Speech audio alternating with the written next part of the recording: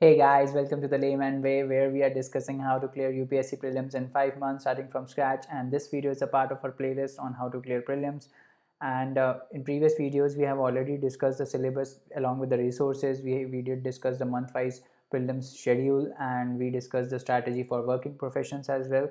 And in this video, we'll be discussing what to read in Shankar IAS, what chapters you need to read in Shankar IAS, plus how you can tackle polity, how to read Lakshmikant in a very short period of time. And before moving in, do like, share the video, subscribe to our channel, turn on the bell notifications, and recommend it to your friends who are preparing for UPSC. And let's get started. चलिए, अब इतना जो हमने discussion किया है इसको हम कर देते हैं समराइज़। अब हमने देखा कि करंट अफेयर्स के लिए हमको क्या करना है, बस ओनली इनसाइड आईएएस के बस करंट अफेयर्स पढ़ने हैं, उनके डेली क्विज करने हैं। आरटीएम अगर टाइम हो तो करिए, नहीं तो मत करिए, ठीक है। पॉलिटी के लिए हमको 2 बुक्स रिकमेंडेड हैं, लक्ष्मीकांत और एनसीईआरटी 11th क्लास की constitution at work. Modern history के लिए बस आप स्पेक्ट्रम पढ़िए। एंशिएंट एंड मिडिवल के लिए आप बस तमिलनाडु की 11th की एनसीईआरटी पढ़िए, ठीक है। तो ये हो जाएगा। और हम the layman way is also coming up with notes of this book, तो वो आप हमारे टेलीग्राम चैनल पे ज्वाइन करके आप डाउनलोड कर सकते हैं उसको। उसके बाद इकॉनमी के लिए श्रीराम आईएएस के नोट्स आपको सफिशिएंट है, इससे ज़्यादा पढ़ने का कुछ ज़रूरत नहीं है। इन्वायरमेंट के लिए 12th एनसीईआरटी के last 4 chapters and selected chapters of Shankar IAS, जो हम अगली स्लाइड में डिस्कस करेंगे कि कौन कौन से वो सेलेक्टेड चैप्टर्स हैं। उसके बाद ज्योग्राफी में आपकी 4 बुक एनसीईआरटी की, जो 11th की 2 हैं, 12th की 2 हैं और एक जीसी लॉन्ग पार्ट 1 है, ये आपको पढ़ना है।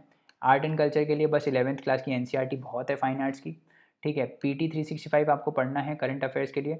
इसमें आप इन्वायरमेंट के करंट अफेयर्स और साइंस एंड टेक के करंट अफेयर्स, इनको आप स्पेशली फोकस करोगे। और इसमें एक और बुक आती है इंटरनेशनल रिलेशंस की, वो भी आप फोकस करोगे, ठीक है। तो ये सब आपको ध्यान में रखना है, ठीक है। ये अच्छे से पढ़ना है आपको। सारी बुक्स एक्चुअली पीटी 365 की इंपॉर्टेंट रहती हैं, तो ये आपको थॉरली पढ़ना है, ठीक है।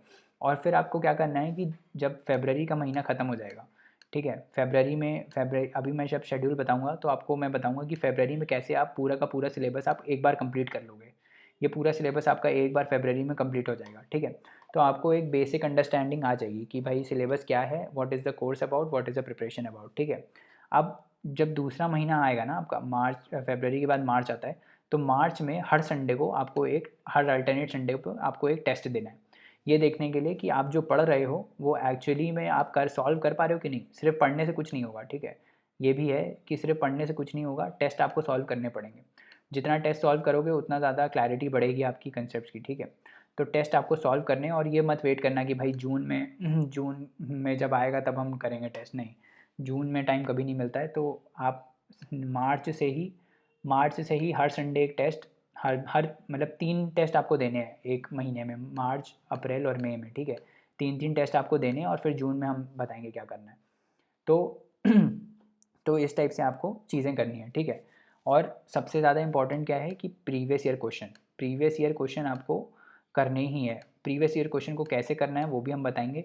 उसमें जो भी एक क्वेश्चन है, मान लो आपने कोई क्वेश्चन पढ़ा कि कुछ भी XYZ क्वेश्चन पढ़ा, उसके 4 ऑप्शन है, ठीक है। तो आपको लेट से मालूम भी है कि इसका आंसर ये है, तो आपको बाकी ऑप्शंस को भी एनालाइज करना है कि ये जो बाकी ऑप्शंस हैं ये क्या बोल रहे थे, ये कैसे कंफ्यूज कर रहे थे आपको, ठीक है।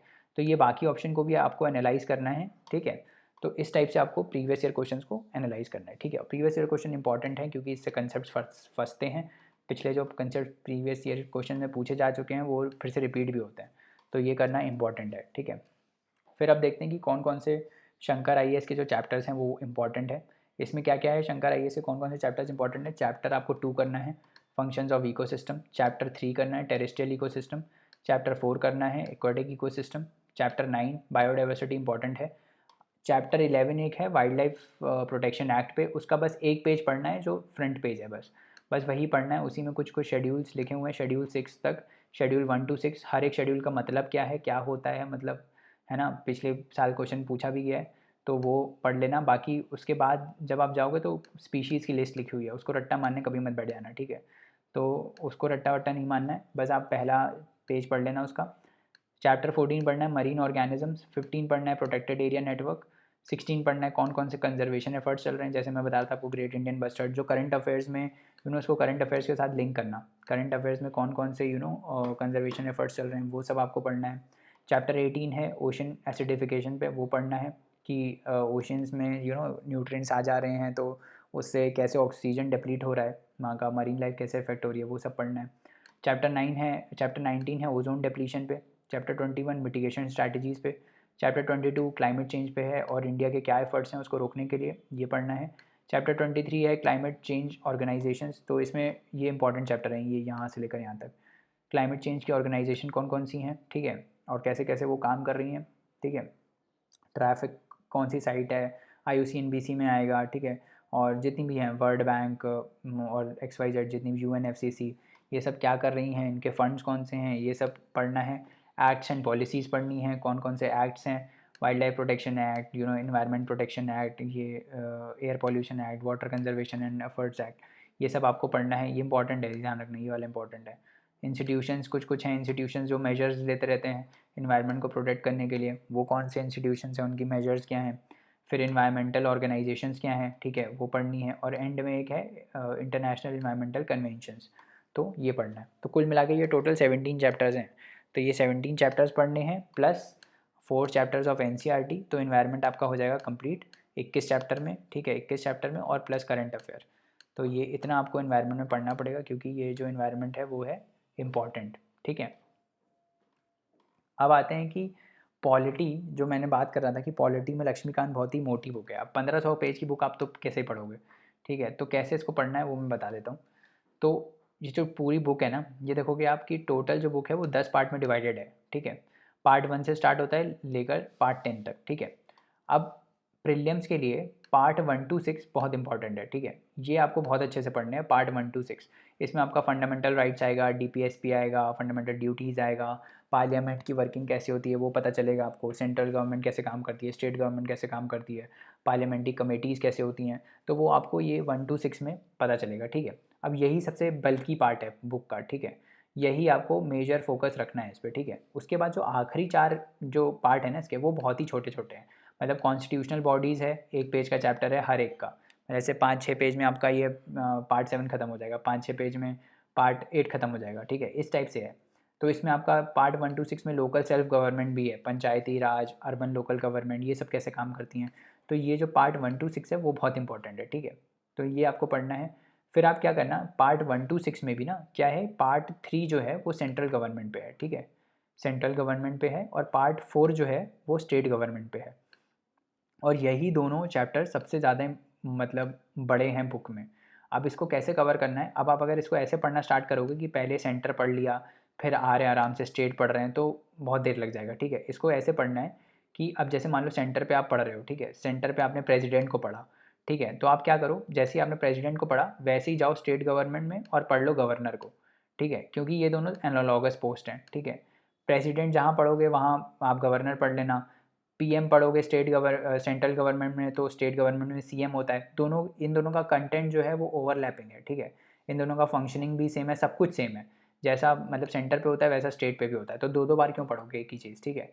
बस वहाँ पढ़ लेना, दो थोड़े थोड़े टाइम में ये हो जाएगा। मतलब जैसे ही आप PM पढ़ लोगे वैसे 1 मिनट के अंदर आपका CM भी कंप्लीट हो जाएगा, ठीक है।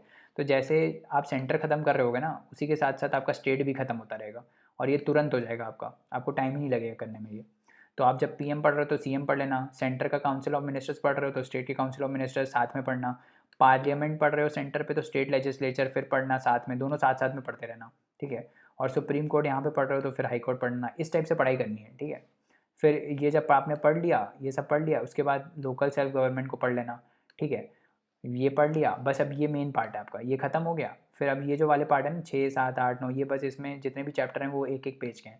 इसमें क्या है, आपका कॉन्स्टिट्यूशनल बॉडीज़ के बारे में बात होगी, जैसे इलेक्शन कमीशन हो गया, फाइनेंस कमीशन हो गया, है ना, और नेशनल कमीशन फॉर SC हो गया, नेशनल कमीशन फॉर ST हो गया, नेशनल NCPC हो गया, ये सब के बारे में बात हुई है इसमें। तो ये एक एक चैप्टर के मतलब एक एक पेज के चैप्टर हैं, ज़्यादा टाइम नहीं लगेगा, आप बिल्कुल बहुत जल्दी जल्दी ख़त्म कर दोगे, ठीक है।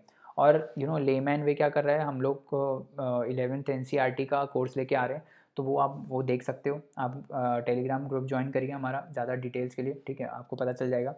और कौन कौन से चैप्टर्स, ये भी बहुत इंपॉर्टेंट है कि कौन कौन से चैप्टर स्किप करने हैं, कौन कौन से प्रीलिम रेलिवेंट इंपॉर्टेंट नहीं है और आपको पढ़ने नहीं है।